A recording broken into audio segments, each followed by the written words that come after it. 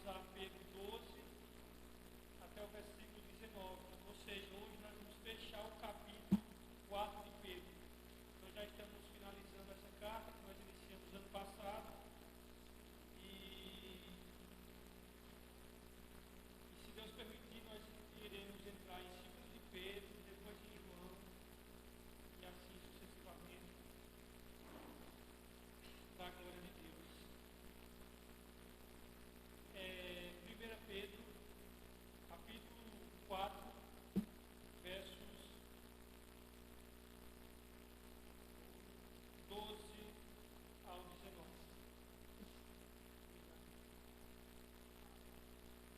1 de Pedro 4,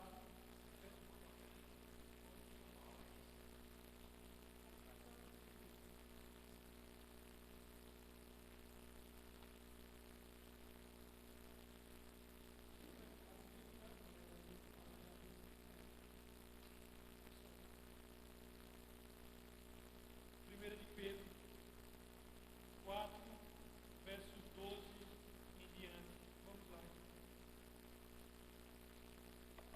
Amados, não estranheis a ardente prova.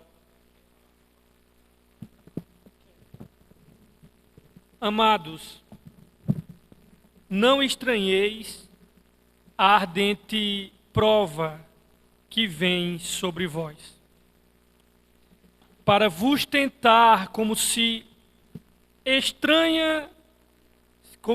coisa estranha vos acontecesse. Mas alegrai-vos no fato de serdes participantes das aflições de Cristo, para que também na revelação de sua glória vos regozijeis e alegreis. Se pelo nome de Cristo sois vituperados, bem-aventurados sois, porque sobre vós repousa o Espírito da glória de Deus. Que nenhum de vós padeça como homicida ou ladrão ou malfeitor, ou como que se entremete em negócios alheios. Mas se padece como cristão, não se envergonhe, antes glorifique a Deus nesta parte. Porque já é tempo que comece o julgamento pela casa de Deus. E se primeiro começa por nós, qual será o fim daqueles que são desobedientes ao Evangelho de Deus? E se o justo apenas se salva, onde aparecerá o ímpio e o pecador? Portanto, também os que padecem segundo a vontade de Deus, encomende-lhe a sua alma como ao fiel Criador, fazendo o bem. Queridos irmãos, hoje eu quero meditar com vocês nesta porção da palavra de Deus. O nosso sofrimento não é sem propósito. O nosso sofrimento não é sem propósito. Nós temos nas aflições lições preciosas. A Bíblia vai dizer que o Evangelho nos mostra que na prática lições preciosas por meio do sofrimento. Pedro, ele já experimentara ameaças, prisões, e em breve, depois de escrever essa carta, ele experimentaria o martírio, a morte. Por isso, ele irá ensinar a partir das orientações bíblicas apropriada por sua própria experiência acerca do sofrimento. Portanto, o que Pedro está fazendo aqui nessa carta é preparando os seus leitores, o público original dele, para ter reações em face ao sofrimento. Que o sofrimento, na perspectiva cristã, não é uma questão se vai acontecer. Sofrimento para o cristão é quando vai acontecer. Não é uma questão de se, é uma questão de quando vai acontecer, meu filho. Mais cedo ou mais tarde. Talvez não seja o sofrimento do mesmo jeito que você sofreu. Por isso que ele é monocromático, ele tem diversas cores. A Bíblia vai mostrar que o sofrimento ele pode acontecer com você. Na área financeira, depois da área financeira pode acontecer na área física, de saúde ou na área de entes queridos, enfim, não importa. A questão é, todos nós vamos sofrer. Nós vamos sofrer. E o sofrimento, ele independe de crença, meu querido. Seja você cristão, remido, lavado no sangue de Jesus, seja você ateu ou satanista. O sofrimento no mundo de Adão atinge todos, inexoravelmente. E aqui Pedro está preparando os cristãos para se portar de modo adequado no sofrimento. Obviamente que o sofrimento na vinda do ímpio não tem nenhum benefício, porque ele vai sofrer aqui e ele vai sofrer a condenação eterna. Mas na vida do cristão, o sofrimento ele é benéfico, pois todas as coisas cooperam para o bem daqueles que amam a Deus. Deus não desperdiça sofrimento na vida dos filhos dele. E o sofrimento, ele tem um propósito maior na vida daqueles que são salvos. E essas exortações funcionam como aplicações que Pedro vai fazer. Agora nessa final do capítulo 4, Pedro traz um encorajamento para não nos esmorecermos diante das angústias decorrentes do seguir a Cristo. E aqui eu quero abrir uma digressão, uma janela aqui, para deixar bem claro que os sofrimentos que Pedro vai tratar, e ele vem tratando ao longo da carta inteira, vocês que vêm acompanhando aqui, ele não está falando daquele sofrimento que acomete a todos aqui na terra. De doenças, seja cristão ou não cristãos, terremotos, inundações, enchentes. Ele está falando aqui do sofrimento de pessoas que são perseguidas por colocarem sua fé em Cristo. Que para nós, em um país laico, onde nós temos liberdade de expressão e ainda ancorados e baseados na Constituição Federal, parece uma coisa estranha. Mas os nossos irmãos hoje em dia ainda estão se escondendo, estão sendo mortos nos países do Oriente Médio. Os países cuja ditadura comunista domina. Então a verdade, irmãos, é que esse texto para nós não faz sentido, mas para os nossos irmãos contemporâneos de outras regiões, casa como uma luva. Porque eles estão sendo perseguidos justamente por ser cristão. Semana retrasada eu recebi uma missionária aqui na minha casa, não na minha casa, na casa dos meus pais, né? Que eu não recebo mulher na minha casa, a menos que venha acompanhada com alguém. Mas eu hospedei ela na casa da minha mãe e ela ia para o Azerbaijão. E ela já foi para lá. E o que é que acontece? E vai para países cuja a fé cristã é hostilizada e matam. Então, irmãos, a verdade é que nós às vezes nos fechamos na nossa bolha, achamos que o evangelho se diz respeito à cidade de Caruaru, com essa mentalidade aqui, e nós não conseguimos ver a realidade global da fé cristã e dos nossos irmãos aí fora. E eu quero, antes de começarmos a analisar o texto, né, eu quero ler para vocês um testemunho de um pagão, de um romano público, Tácito, que foi senador e historiador de Roma. Por que eu estou dizendo isso? Porque está existindo agora um movimento chamado revisionista, que eles estão,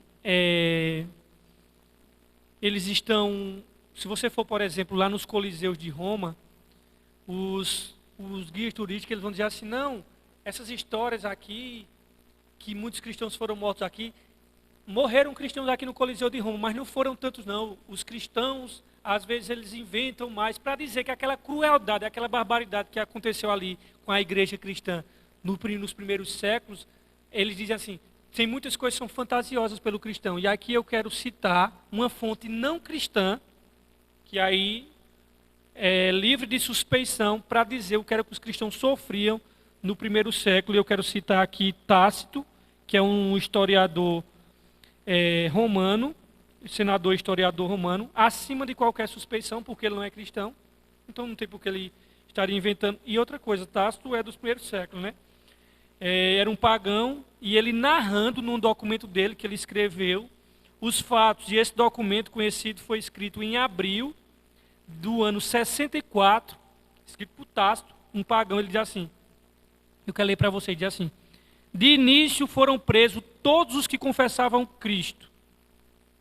Uma vez condenados à morte, eles, falando do cristão, Tácito falando dos cristãos, eles se tornavam objetos de diversão. Alguns costurados em pele de animais, expiravam despedaçados por cachorros, outros morriam crucificados, outros ainda eram transformados em tochas vivas para iluminar a noite. E Tácito fazendo aqui um recorte 3x4 da perseguição liderada por Nero, que começou no ano 64, por um período constante, né? E do período dos meados da década de 60, até o edito de tolerância no ano 311, a igreja foi perseguida veementemente. Nossos irmãos em Cristo. É bom nós conhecermos de onde nós viemos. Vocês acham que nós viemos... minha igreja aqui é a Assembleia. Não, meu amigo, isso não é nossa igreja não, irmãos. A nossa igreja não começou em 89, não. A igreja começou lá com Cristo. As pessoas confundem a instituição dela com a igreja de Cristo. Nós viemos de uma linhagem de homens e de mulheres que pavimentaram o caminho para chegar até nós com sangue. Por isso que Tertuliano, um historiador cristão, ele diz que o sangue dos mártires, ou seja, o sangue dos cristãos, é a semente da igreja. Matava 11, se convertia 32. Matava 32, se convertia 100. Então a nossa história foi marcada por sangue. A história da fé cristã, o caminho que pavimentou para nós chegarmos até aqui, foi nossos irmãos derramando sangue. E é bom nós não nos esquecermos disso. Homens fiéis, homens graves, homens agudos, mulheres de caráter e de fibra, que morreram professando a sua fé. E Tácito vai falar isso no seu período, no seu escrito. E o interessante, irmãos, é que a igreja foi perseguida por período intermitente, né? Tinha hora que parava, dependia do governador, tinha hora que depois, quando se substituiu o governador de Roma, aí começava perseguição, e era perseguição em variados graus, os graus mais intensos, os outros graus mais leves comparado aos outros, né? E fatos estão diante de nós, e qualquer pessoa honesta intelectualmente, seja cristão ou não, que estudar a história, ele vai admitir que realmente a história da igreja foi uma história muito cruel, onde os homens mataram os cristãos, não por fazerem coisas erradas, mas por colocarem sua fé em Cristo Jesus.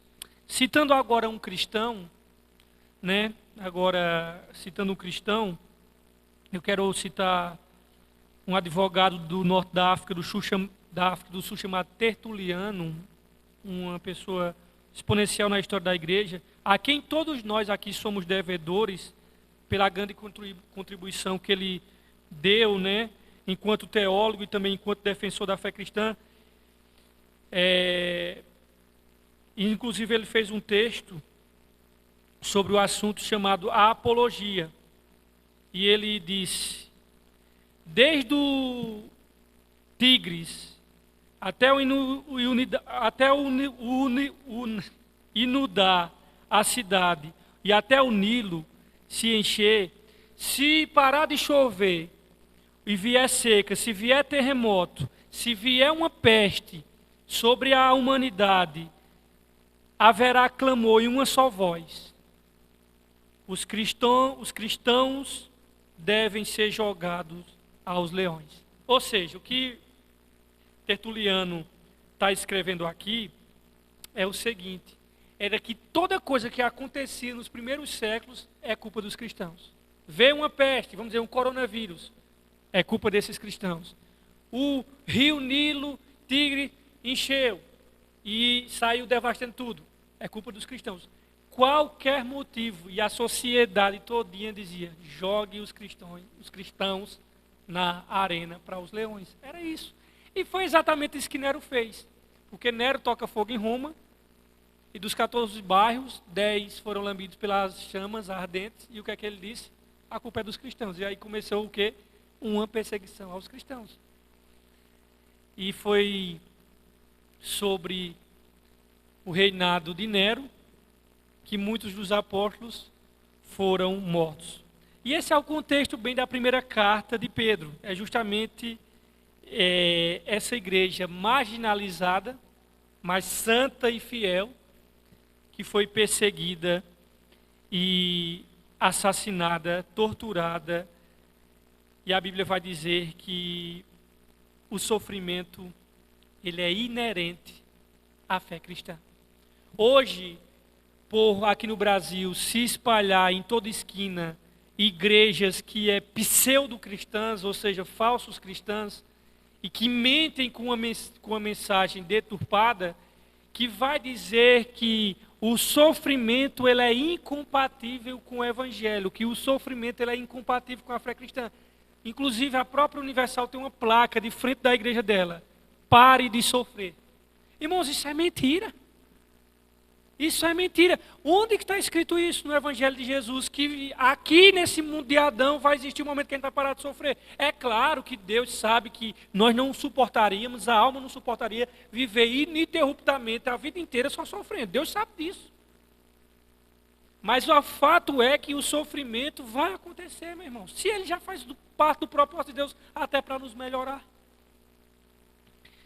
Então, as igrejas, elas têm... Igreja não, pseudos-igrejas têm mentido, mostrando e ensinando ao povo leigo, que também é responsável porque não estuda a Bíblia, é também responsável. Não é só os falsos mestres, é quem segue ele também tem sua parcela de culpa.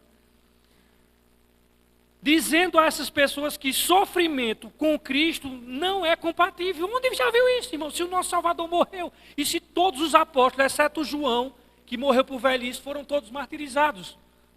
Então não existe, irmão. Isso é mentira que estão imitando. Estão inventando uma miragem para o povo. E esse texto mostra que o sofrimento é compatível com a fé cristã. O primeiro ponto que eu quero destacar: o sofrimento é compatível com a fé cristã. Leia comigo os versos 12. Amados, veja como é que Pedro começa falando para eles. Eles são amados, irmãos. Eles são queridos de Pedro. E para quem é amado, a gente fala a verdade.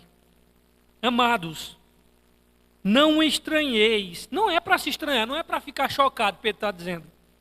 Não estranheis a ardente prova que vem sobre vós, para vos tentar, como se coisa vos estranha acontecesse.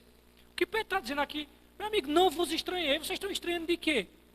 Vocês estão achando estranho o quê, meu amigo? Nós somos servos daquele que disse: no mundo tereis aflições. Nós somos servos daquele que disse: se perseguir o vosso Senhor, vai que sou maior do que vocês, vai perseguir vocês também.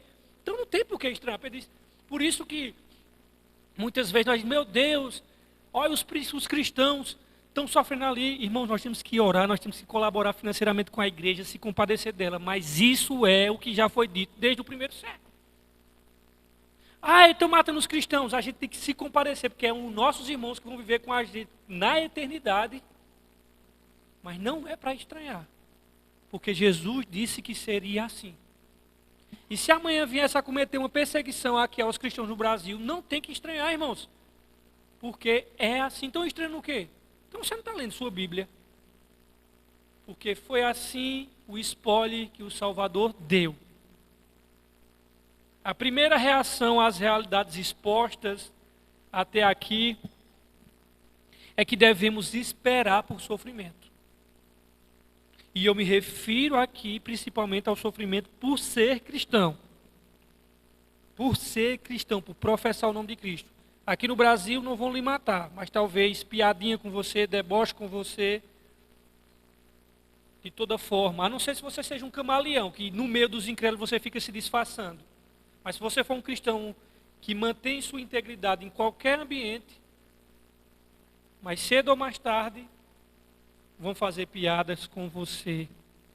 E por mais que Pedro queira nos exortar a não estranhar o sofrimento, tal exortação é contrária ao senso comum.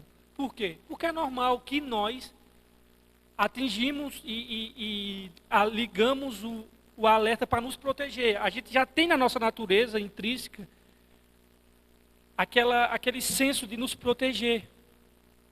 E a gente não gosta de sofrer. O ser humano parece intuitivamente que sofrimento revela a vida que não deveria ser. A gente não gosta dessa ideia de sofrimento. Só que o cristão, ele não pode estranhar o sofrimento como se fosse algo incompatível com a vida cristã. Meu Deus, eu sou teu filho e estou sofrendo. Meu amigo, quem foi que Bíblia aqui, pelo amor de Deus, tu está lendo? Tu não está lendo Bíblia não, ou mentiro para tu, contando uma mentira, né? Feito, eu já repeti e digo, aquela música que está bem na moda no Instagram, onde Jesus mora não há tristeza, onde Jesus mora não há dor, né? Mente que só aperte essa música, porque não é verdade. Onde Jesus mora só... é no céu que você está dizendo, né? Onde Jesus mora não há dor. Se for lá, realmente eu concordo com você. Mas não é isso que a música está dizendo. Está dizendo que o lar onde Jesus mora não há tristeza. Isso não é verdade. Porque Jesus disse, e Paulo vai dizer que até esse presente momento sofremos angústia, nudez, perseguição. Paulo diz, irmãos. Então o fato é que o cristão, ele não pode estranhar o sofrimento como se fosse algo incompatível com a vida cristã, que não é, irmãos. Não é. E outra coisa que eu quero lhe dizer, queridos. Os cristãos muitas vezes não têm maturidade nem para sofrer, e o que eu posso perceber é que eles não têm maturidade de ver alguém sofrendo. Os cristãos, na maioria das vezes, quando ele vê um cristão sofrendo, ele é tão idiota como os amigos de Jó, porque ele já pensa que aquele sofrimento é algum fruto de um pecado secreto do irmão. É fato que existem sofrimentos que é pecado secreto de alguém, sim. Mas não significa, irmãos, que todo sofrimento é pecado. Jó não tinha cometido nenhum sofrimento e os amigos dele os acusavam de alguma coisa que ele estava sofrendo. Se para estar sofrendo desse jeito, só deve ter oprimido os seus funcionários. Um sofrimento desse deve ter feito alguma coisa de errado. E Jó não tinha feito nada de errado. E a gente tem a Bíblia e a gente repete os mesmos erros dos amigos de Jó que a Bíblia própria condena. Falta Bíblia para o povo, irmão. Falta leitura para a gente. Está aqui e a gente fica ainda estranhando coisas que é básica, é o beabá, é a alfabetização da fé cristã.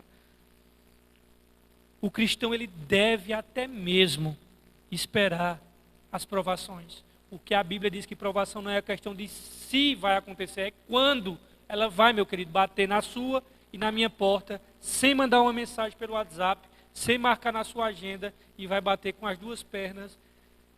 É um visitante indesejado.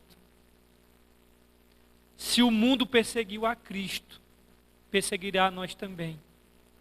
A igreja não se torna fiel por ser perseguida. Ela é perseguida por ser fiel. Paulo diz a Timóteo, ora, todos os que querem viver piedosamente em Cristo serão perseguidos. Isso está escrito em 2 Timóteo 3,12. O sofrimento que o cristão passa por Jesus não deve servir para a vergonha, deve servir para a alegria. E eu quero dizer aqui a você, irmãos, o sofrimento que Pedro fala aqui, principalmente, é o sofrimento por se assemelhar a Cristo e sofrer pela causa dele e pelo nome dele. O apóstolo João é enfático. Na sua epístola ele diz, irmãos, não vos maravilheis se o mundo vos odeia. E Paulo foi categórico novamente. Lá em Atos, Paulo diz, importa que através de muitas tribulações, importa nós entrar no reino de Deus. E Jesus deixou isso claro, no mundo tereis aflições, mas tende bom ânimo, porque eu venci o mundo. E Pedro nos parece fazer uma afirmação impressionante de que o sofrimento não deveria nos surpreender. Que é isso que ele diz no verso de 8. Irmãos, não vos surpreenda. Pelo fato, e ele pega essa metáfora aqui do fogo. Aí você pergunta, Rafael, esse fogo da aprovação de vocês de fogo no verso 12. Esse fogo é literal, literal mesmo, né? Vocês têm que saber o que é literal. Literal é literal mesmo, né? Eu estava até dando uma aula aqui, né, aos irmãos sobre pregação expositiva, que hoje, infelizmente, as pessoas não sabem nem sequer usar o português correto, né? Por exemplo, se eu peguei uma briga aqui com Ciro, hoje à noite, daqui a pouco acabou o culto, eu peguei uma discussão com Ciro. Aí, vamos dizer, Clóvis encontra os irmãos assim, disse, olha, a missão ontem literalmente pegou fogo. Rafael pegou uma briga com Ciro. Não, então não diga literalmente. Porque se pegar fogo, tem que estar pegando a chama de fogo mesmo. Tem que dizer assim, olha, pegou fogo. Rafael brigou com Ciro ontem. Não, aí você diz, pegou fogo, beleza. Aí todo mundo vai entender que eu e Ciro discutiu. Mas não diga literalmente, porque literalmente é o pé da letra, gente. E as pessoas estão dizendo assim, olha, tipo um jogo de futebol. Literalmente foi uma guerra no estádio. Então não use a palavra literalmente, porque se for literalmente tinha que ter tiro, morto para ser guerra. Então as pessoas ficam usando a palavra literalmente sem saber, né, o que significa. Então quando Pedro diz aqui, irmão, não estranhar o fogo ardente da aprovação, aí você pergunta, é literal ou não? É as duas coisas, porque realmente os cristãos eram tocados fogos mesmo, né? Tocavam fogo nele com piche, e também é no sentido metafórico. No sentido de que, embora muitos deles não tivessem sido queimados, mas eles estavam sofrendo. E aí é metafórico e tanto literal aqui nesse texto. Porque alguns de fato foram queimados vivos, como Policarpo, por exemplo, o senhor de 90 anos, tocaram fogo nele mesmo, dentro da arena romana. E como também muitos foram comidos por leões, devorados por cachorros e animais selvagens, que era jogado na arena e todo mundo ficava naquelas arquibancadas vendo aquele espetáculo horrendo e horroroso.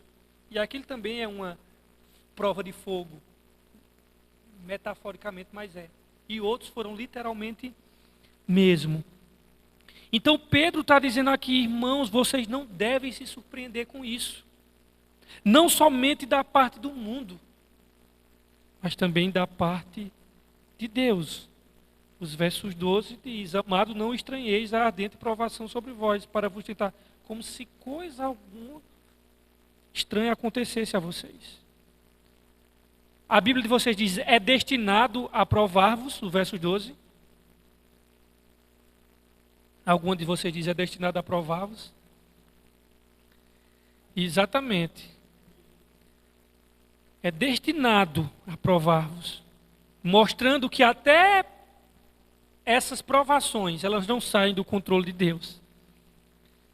E quando vêm pelas razões certas, elas se tornam uma oportunidade de alegria. É isso que o versos 13 vai dizer. Ele diz assim, versos 13 agora, vamos avançar.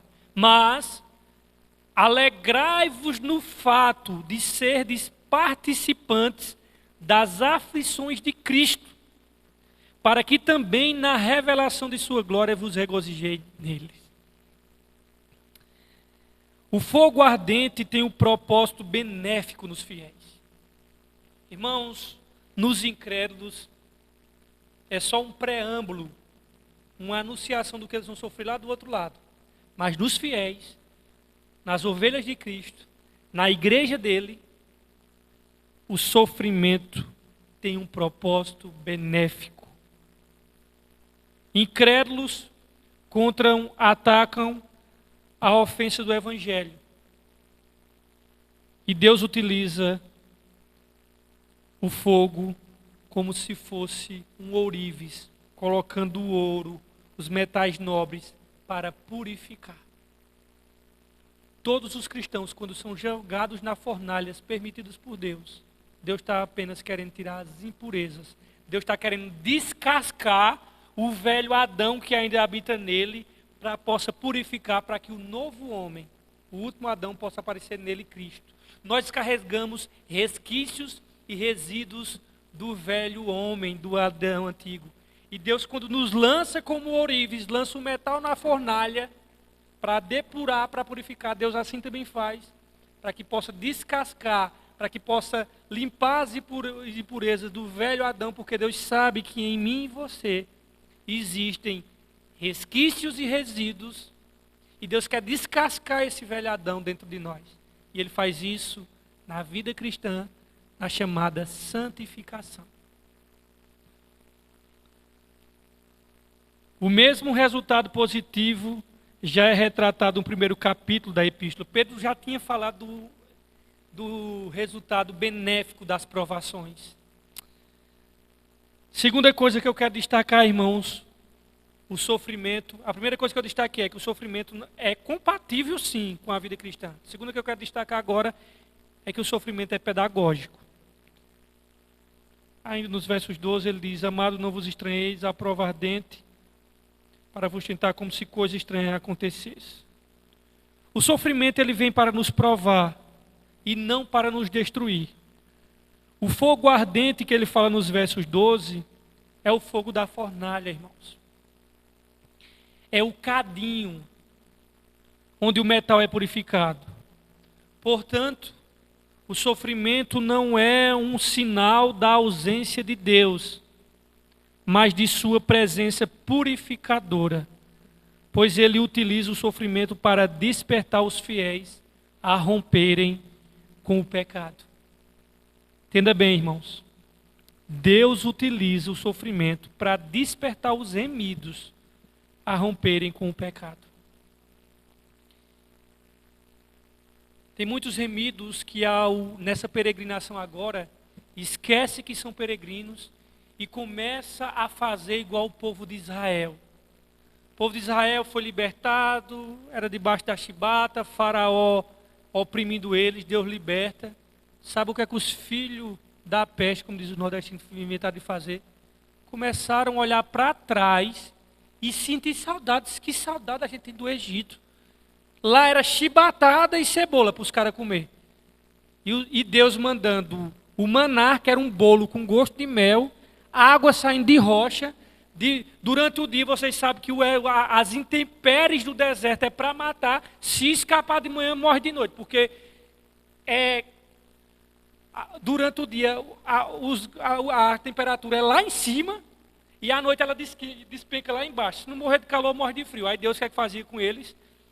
Durante o dia, nuvem, sem sol na cabeça, aquela turma andando, as sandálias não se desgastavam, as roupas não envelheciam, caminhando. À noite, a Shekinah, para quê? Para aquecer.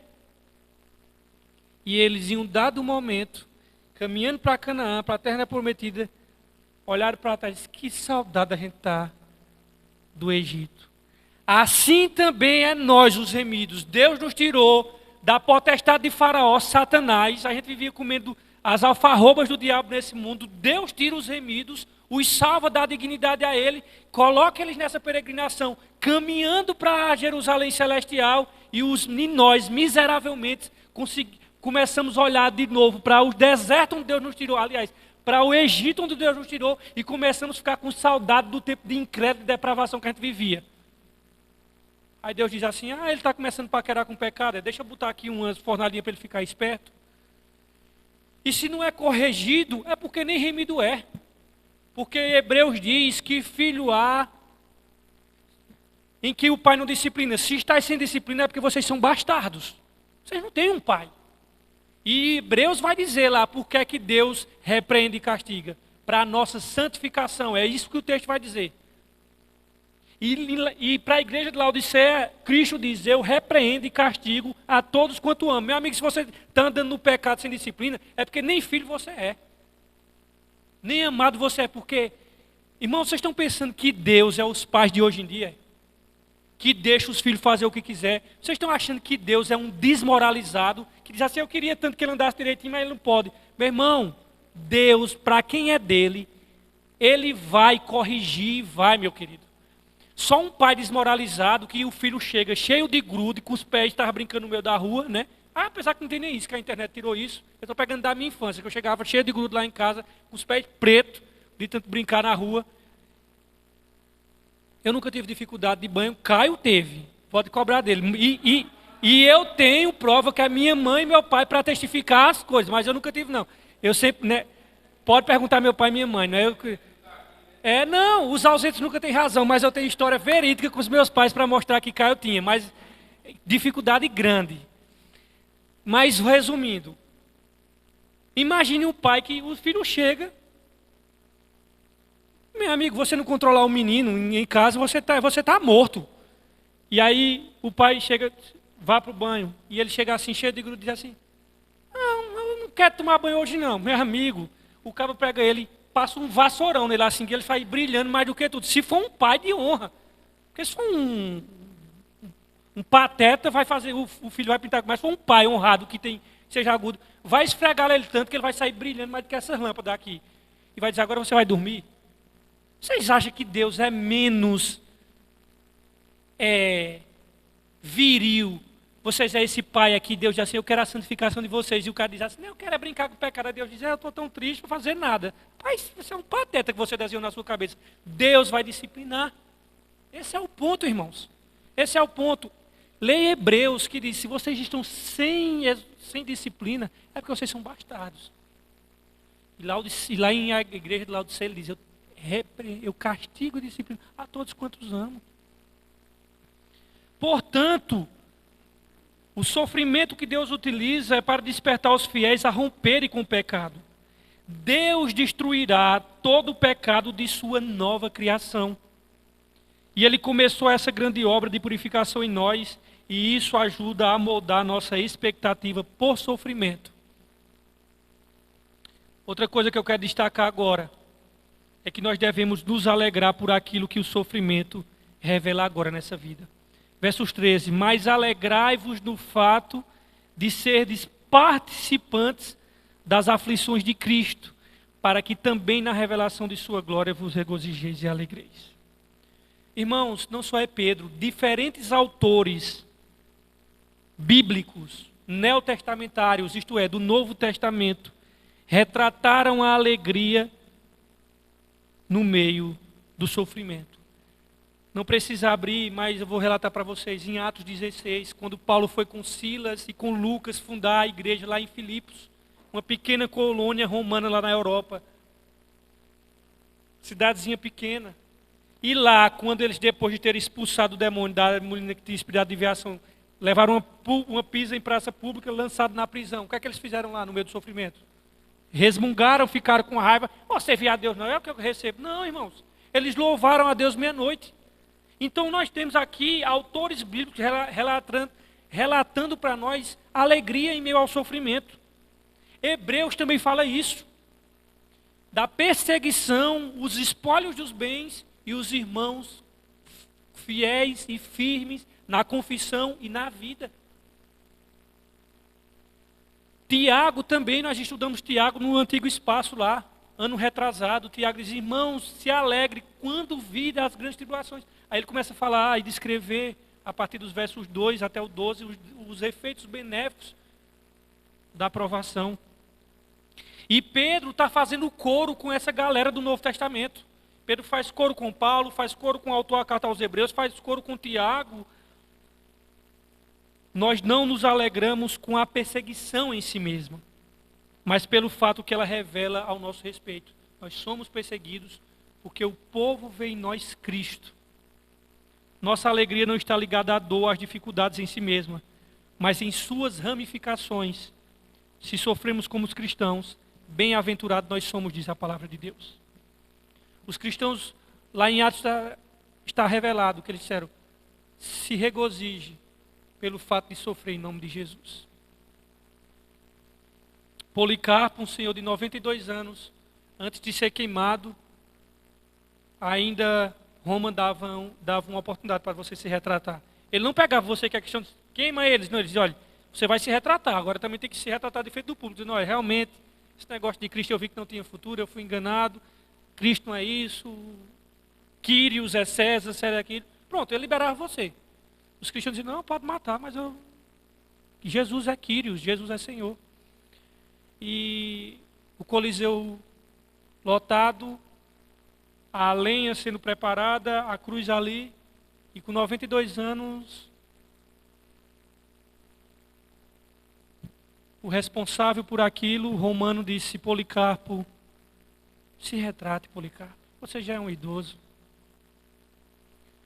Você pode ficar livre dessas chamas. Você não teme as chamas? Ele disse, eu temo umas chamas que vai se apagar em pouco tempo. Você é que deve temer as chamas eternas do inferno, que vai lhe corroer para toda a eternidade. Aí o imperador: negue o seu senhor, Policarpo. E Policarpo disse: há 92 anos eu o sirvo e ele foi fiel a mim. Como é que eu vou ser infiel a ele no final de minha vida? Pode queimar. E quando as chamas começaram a lamber Policarpo, ele ergue os olhos ao céu e diz: Senhor, muito obrigado por me haveres achado dignos de ser participante do teu cálice. São cristãos viris, são cristãos agudos, que morreram glorificando o nome de Jesus. Por isso que pedis: alegrai-vos no fato de seres participantes das aflições de Cristo. Irmãos, a verdade é que assim como a fricção, você friccionar, assim como a fricção lapida a joia, a adversidade aperfeiçoa o remido. Por isso que Pedro diz: alegrai-vos no fato de seres participantes das aflições de Cristo, para que também na revelação de sua glória vos regozijeis e alegreis. Para o remido, irmãos, o que o verso 13 está dizendo é que o sofrimento significa partilhar das suas aflições passadas.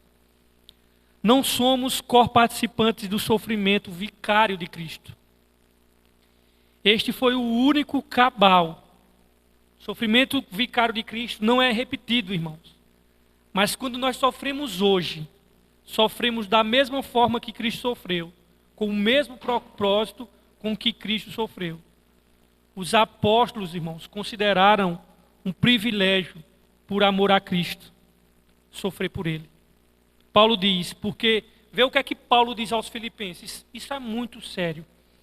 Lá em Filipenses, capítulo 1, versículo 29, Paulo diz: irmãos, a vocês foi dada a graça, não somente de crer em Cristo, mas também de sofrer por Ele. Paulo entendia que o sofrimento por Cristo era graça. O sacrifício de Cristo, ele é completo. E nossa participação em seus sofrimentos não tem nada a ver com o sacrifício perdoador dele na cruz do Calvário. Cristo, porém, identifica-se com o seu povo. Quando este povo sofre por causa dele, Cristo também sofre. Quando ensinam e pregam o Evangelho, quando testemunham sobre Jesus e quando encontram as aflições por amor a Ele, então estão participando dos sofrimentos de Cristo. Quando Paulo foi perseguir os cristãos, lá em Damasco, quando Cristo aparece para Paulo, o que foi que Cristo disse? Paulo estava vindo matar os cristãos, mas Saulo, Saulo, por que me persegues? Poxa, cadê que Cristo disse? Por que tu estás perseguindo os cristãos? Não, porque tu estás me perseguindo. Por quê? Porque Cristo já estava se identificando com ele. Isso é meu povo. Ao fazer mal a eles, tu está fazendo mal a mim, Paulo. Por que tu me persegue? Ele não disse assim: Paulo, por que tu está perseguindo os remidos? Não, por que tu me persegue? Tu está me perseguindo, viu? Por isso também que Cristo diz que aquele que receber, e eu uso sempre esse texto do sertão quando alguém abre as portas, aquele que receber a vocês, recebe a mim. Porém, aquele que negar a vocês, estão negando a mim. Porque Cristo se identifica com o povo dele de tal maneira que quando esse povo está sofrendo, Cristo diz: eu estou sofrendo. Quando esse povo está sendo perseguido, eles estão perseguindo a mim. Isso se chama identidade e compartilhar. Então Cristo está conosco na fornalha, irmãos, da aflição. Você está na aflição por Cristo na fornalha, saiba que Ele é o quarto homem da fornalha, que está conosco em meio às chamas ardentes.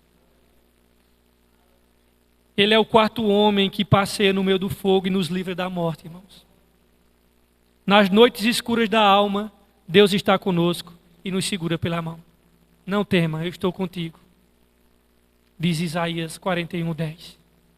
Quando passamos pelas ondas, os rios e o fogo, Ele está conosco. Isso é o que diz Isaías 43:2. Jesus prometeu estar conosco todos os dias até a consumação dos séculos. Irmãos, não importa como já disse Martinho Lutero, ele não nos prometeu uma viagem assim, tranquila, mas uma chegada segura. Nós vamos chegar lá, nós vamos estar com Ele, na glória eterna. Por isso que eu gosto de Jesus, porque Ele não dora a pílula. Ele não é aqueles vendedores que vai mentindo para você adquirir. Não, Ele diz, olha, vai ter aflições, mas a chegada já é certa. Para o cristão, o sofrimento significa partilhar da sua glória futura. É isso que Pedro diz no finalzinho do versículo 13. Para que também na revelação de sua glória, isso é futuro, vos regozijeis e alegreis.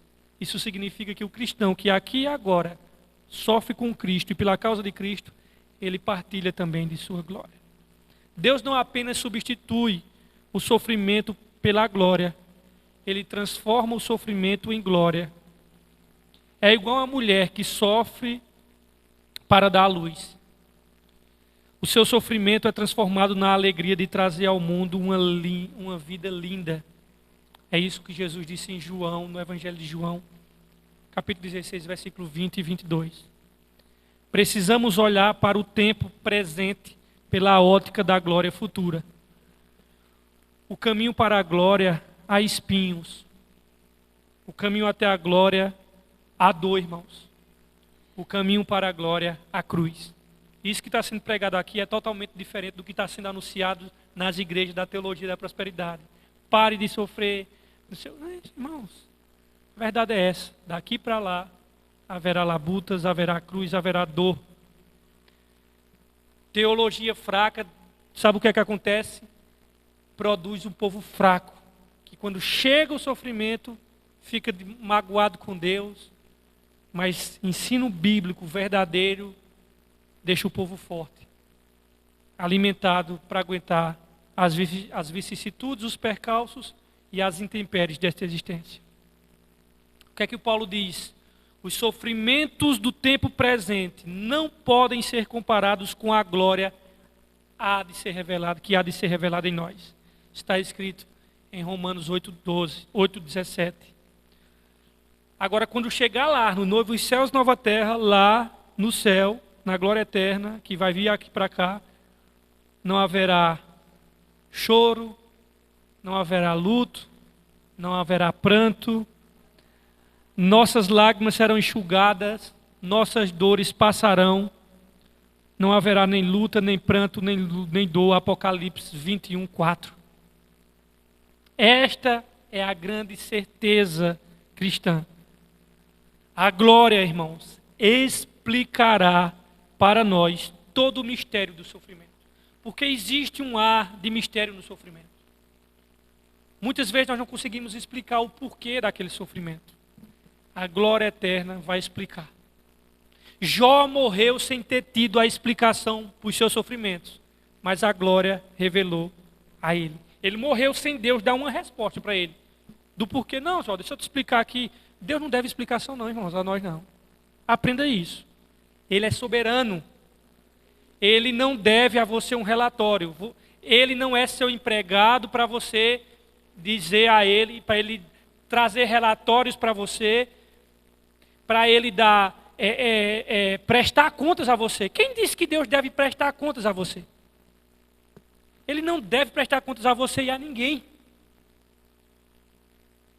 Ele não é seu subalterno, onde você coloca as rédeas nele e no final ele vai dizer, senta aqui que eu vou te explicar. Ele explica se ele quiser. Jó morreu sem ter explicação. É obviamente que agora, creio eu, não está escrito, creio eu que talvez ele lá, e eu creio que a glória vai revelar tudo, então ele entendeu que aquilo foi um diálogo que existiu de Deus e Satanás, na época que ele não tinha nem esse conhecimento que nós temos hoje da figura satânica. Mas o fato é que lá na glória, o mistério do sofrimento se explicará. Mas o fato de você sofrer aqui, e muitas coisas você pode até entender. Aqui, você olha para trás e diz, Senhor, agora eu entendo. Mas outras coisas, você não vai morrer sem entender. E não adianta pedir a Deus, porque Deus não deve satisfação a você. Se Ele quiser mostrar a você o porquê, beleza. Mas Ele não deve. Se Ele mostrar, é graça. E essa graça nos basta. Agora o fato é que Ele não deve satisfação a nós. De forma nenhuma. Versos 14. Se pelo nome de Cristo sois vituperados, bem-aventurados sois, porque sobre vós repousa o Espírito da glória. O sofrimento destacado aqui nos versos 14 não é o sofrimento físico. Nesse verso 14 aqui é o sofrimento verbal. É chamar os cristãos de toda sorte de calúnia e de mentiras. Quando enfrentamos sofrimentos sem amargura, sem murmuração e sem revolta, mas nos submetendo a Deus, o Espírito da glória repousa em nós. E isso promove a glória do Senhor. O Espírito Santo habita em todos os remidos, mas ele descansa de forma especial sobre aqueles que inteiramente consagrados à causa de Cristo se submetem. Está assim, todos os remidos, mas quando diz assim, se pelo nome de Cristo sois vituperados, bem-aventurados sois, porque sobre vocês repousa o Espírito da glória de Deus. De forma especial, essas pessoas que sofrem pelo nome de Cristo, sobre eles, como eles sofrem de forma consagrada e da maneira que o Evangelho pede, de forma especial, o Espírito Santo de Deus repousa sobre ele. O mesmo Senhor, blasfemado pelos perseguidores, é glorificado pelos cristãos sofredores. Quando o povo de Deus canta no sofrimento, a glória de Deus se manifesta. Irmão, saiba disso. Quando o povo de Deus canta no meio do sofrimento, isso é um estágio preparatório para a glória de Deus se manifestar. Paulo na prisão, vai começar o culto agora. E ele e Silas começaram a louvar. E o louvor foi uma preparação para o terremoto e para as portas do cárcere abrir e o carcereiro se converter. É assim que funciona, irmãos. Então, deixa essas aflições vir e a gente entoa canto aos céus. Por isso que Lutero dizia, rapaz, quando vinha o sofrimento, ele disse, eita perseguição da agora eu vou louvar uns 3 hinos para envergonhar Satanás. Pronto, e é isso que a gente tem que fazer, irmãos. Quando o negócio arrochar, é que a gente tem que louvar a Deus mesmo e glorificar o Senhor. Os apóstolos enfrentaram a fúria no sinédrio, os açoites e as prisões, alegrando-se. Paulo enfrentou prisões romanas. Paulo enfrentou açoites nas suas costas, fomes, nudez. Os mártires do cristianismo enfrentaram as fogueiras cantando a Deus. Versos 15, irmãos. Que nenhum de vós padeça como um homicida, ou ladrão, ou malfeitor, ou como que se entremete em negócios alheios. O que é que Pedro está dizendo aqui? Olha, avalie seu sofrimento. O que Pedro está mandando a gente aqui é avaliar o tipo de sofrimento. Porque tem muitos crentes que estão sofrendo, que não é por causa da obediência, da semelhança a Cristo. É sofrendo por causa de pecado mesmo. Aí não tem nenhuma glória e aí não vai ser reconhecido pelo Senhor de forma alguma. O que Pedro está dizendo nesse verso 15 é, nem todo sofrimento é da vontade de Deus. Nem todo sofrimento glorifica a Deus. Não pense que todo sofrimento do cristão glorifica a Deus. Na verdade, irmãos, existem sofrimentos, ou seja, há sofrimento provocado pelo próprio homem. Irmãos, se um crente, que eu nem acredito que é crente, mas vamos dar acontecer, inventa de roubar. Um crente, Pedro usa aqui, que nenhum de vós é preso, mata alguém. Ou é um malfeitor? Meu amigo, se ele sofrer, levar uma camada de pau e for para o presídio, isso não há nenhuma glória, isso não regozija, e ele não vai ser nem reconhecido pelo Senhor, no sentido de de receber alguma coisa, ou glorificou o nome de Cristo. Não, esse sofrimento aí é bem empregado mesmo. E não é da vontade de Deus. E não glorificam a Deus. O cristão não pode ser um provocador de problemas. O sofrimento que Jonas passou, aquela tempestade ali, foi sofrimento causado por quê? Porque ele estava bonzinho? Não, foi por sofrimento por desobediência. Já na tempestade, e os coitados lá do marinheiro lá que não tinha nada a ver, sofrendo ali e tal. Mas ali foi provocado por desobediência a Deus. Mas você veja que a tempestades que os discípulos sofreram já foi diferente. Foi porque eles estavam no centro da vontade de Deus. Aquela provação ali, tudo bem. Foi porque Deus estava sendo glorificado ali, nas dos discípulos. A de Jonas não. A de Jonas foi desobediência. Então nós temos que avaliar. Peraí, o meu sofrimento é porque eu estou querendo servir a Cristo? O meu sofrimento é porque justamente eu tenho ganhado as almas para Jesus? É por ser cristão aqui no meu trabalho? É por não me envolver com corrupção? É por não me envolver com coisas erradas? Então beleza, você é bem-aventurado. Agora, meu amigo, se seu sofrimento é provocado pelo seu mau testemunho, suas coisas erradas, então engula, que Cristo não tem nada a ver com isso. E você não é bem-aventurado coisíssima nenhuma. Bem-aventurado esses que sofrem pela causa de Cristo. O remido, ele respeita a vida alheia, os bens alheios, a honra alheia e a privacidade alheia. O cristão precisa perguntar: por que é que eu estou sofrendo? Estou envergonhando ou glorificando a Deus no meu sofrimento? Estou procurando ganhar almas, os perdidos, mesmo cruzando o vale escuro do sofrimento? O sofrimento por causa dos nossos pecados é vergonhoso.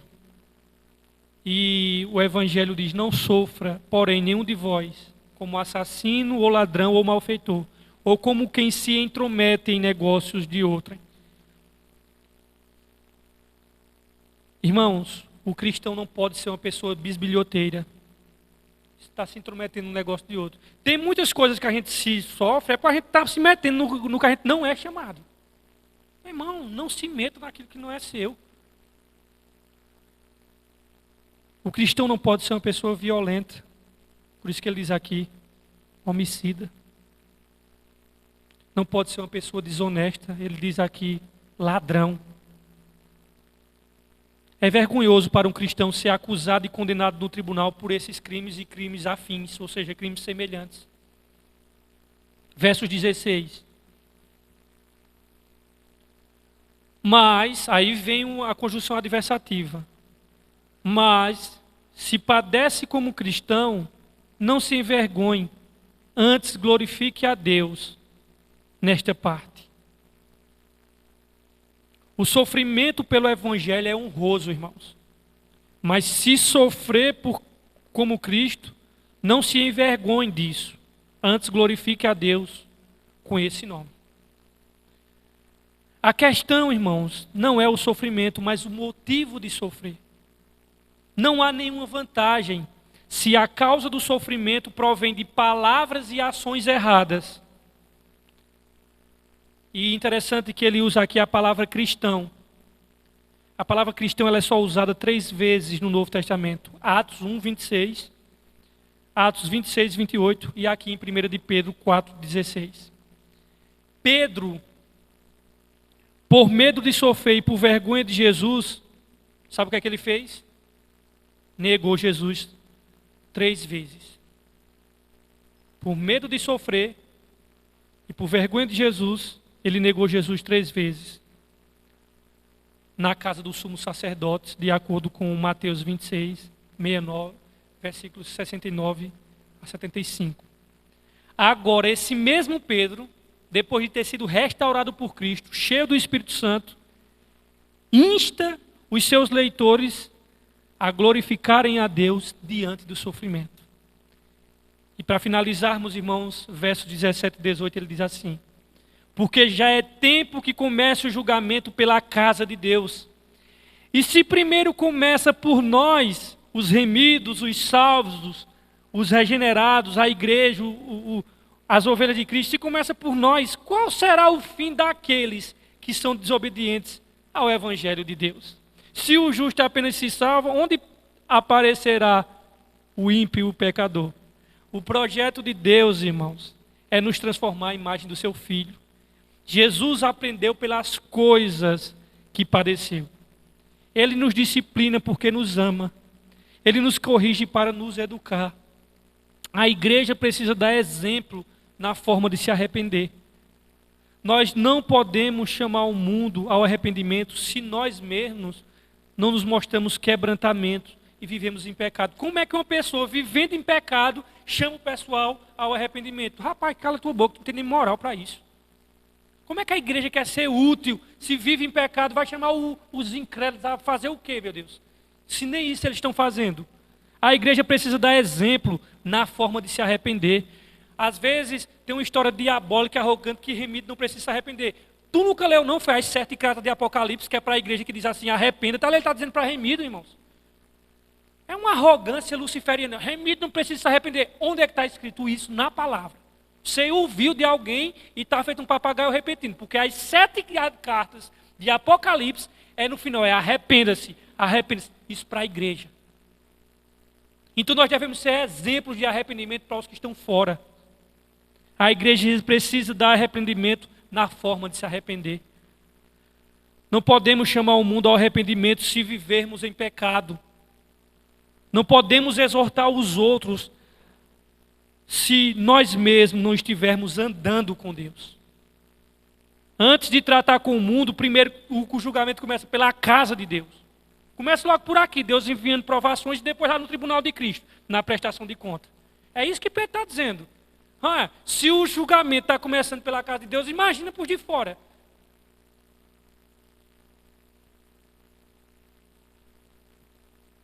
Irmãos, antes de tratar com o mundo, saiba que Deus trata com a igreja. Aprenda isso, meu irmão. Por isso que já no capítulo 1 nós estudamos, sede santo porque eu sou santo. E Pedro diz assim, porque vocês que invocais por paz aquele que é juiz e que julga sem acepção de pessoas, obra de cada um. Como é que Pedro diz que a gente deve andar? De forma leviana, irreverente, brincando. Andai com temor durante o tempo da vossa peregrinação. Antes de tratar com o mundo, Deus trata com a igreja de Cristo. Tendo em vista o julgamento de Deus sobre os justos e injustos, Pedro faz aos seus leitores a seguinte pergunta: ora, se o julgamento primeiro vem por nós, qual será o fim daqueles que não obedecem ao Evangelho? Claro que o julgamento de Deus aqui não é condenatório, irmãos. Mas o fato é que Deus começa a purificar e lançar o povo deles nas chamas. Para purificar esse povo ser exemplo. Porque lá no Antigo Testamento, Israel tinha que ser luz para as nações. E sabe o que é que Paulo diz deles, lá em Romanos? O nome de Deus é blasfemado entre os incrédulos por causa de vocês. E essa mesma acusação repercute para nós hoje. Que o nome de Cristo tem sido blasfemado entre os incrédulos por causa da gente. Porque dizemos uma coisa e professamos uma coisa e vivemos outra. Verso 19. Portanto, também os que padecem segundo a vontade de Deus, encomendem-lhe a sua alma como ao fiel Criador, fazendo o bem. A palavra de Deus, quando diz aqui no grego, encomendar a sua alma, é um termo bancário que significa depositar confiança ou depositar dinheiro nas mãos de um amigo fiel. Pedro exorta a todos os cristãos que sofrem a entregar a sua alma, ou seja, sua vida, aos cuidados de Deus. Deus nos criou e é totalmente capaz de cuidar de nós. Pedro nos mostra neste texto que Deus não apenas é fiel, mas também soberano e por isso digno de toda confiança. Confie em Deus no sofrimento. Alegre-se nele apesar das circunstâncias, como fez Jó e o profeta Abacuque. Ainda que a figueira não floresça, ainda que o fruto da oliveira minta, ainda que os animais sejam arrebatados, eu me alegrarei no Deus da minha salvação. Devemos continuar praticando o bem, é isso que ele diz no final do versículo 19. Como ao fiel Criador, fazendo o quê, irmãos? Nós, Igreja de Cristo, fazendo o bem. O sofrimento não nos deve endurecer a Deus. O sofrimento deve nos levar à ação. Devemos semear ainda em lágrimas. Devemos amar ainda se formos rejeitados. Devemos abençoar ainda que nos amaldiçoe. Devemos orar ainda que sejamos perseguidos. Como crentes em Cristo, precisamos acreditar que o sofrimento é uma prova de um Pai amoroso e não um ardil para nos destruir. O sofrimento não é anormal, irmãos. Não é nem estranho. É o caminho da glória, uma oportunidade para nos entregarmos a Deus, encomendar nossas vidas a Deus e fazermos os bem aos outros, dando testemunho da nossa fé. Algumas vezes, nós conseguimos, irmãos, enxergar mais através de uma lágrima do que através de um telescópio. O sofrimento, ele nos faz enxergar coisas que outras circunstâncias da vida não nos faz enxergar. Por isso que Salomão diz que há mais sabedoria em ir a um velório do que em uma festa. A alma não teria arco-íris se os olhos não tivessem lágrimas, irmãos. Deus, na alegria, quando a vida do remito está toda boa, glorifica a Deus por isso, irmão. Glorifique também quando as marés estão boas. Só que nas marés boas, Deus sussurra conosco. Sussurra no nosso ouvido. Agora, Ele grita no nosso ouvido na hora da dor. E o Calvário é a grande prova de que Deus dá, de que o sofrimento é segundo a vontade de Deus. O sofrimento que é segundo a vontade de Deus sempre nos conduz à glória. E o Calvário é prova disso. Ou não era da vontade de Deus se Cristo morresse na cruz? Era. Isaías 53 diz isso. Foi da vontade do Pai moê-lo. Só que quando o sofrimento é da vontade de Deus, o resultado dele é glória. Assim é com Cristo, assim é com a vida dos cristãos. Se nós sofremos segundo a vontade de Deus, o resultado disso é glória. Deus abençoe a vida de vocês todos. Semana que vem, entramos no capítulo 5.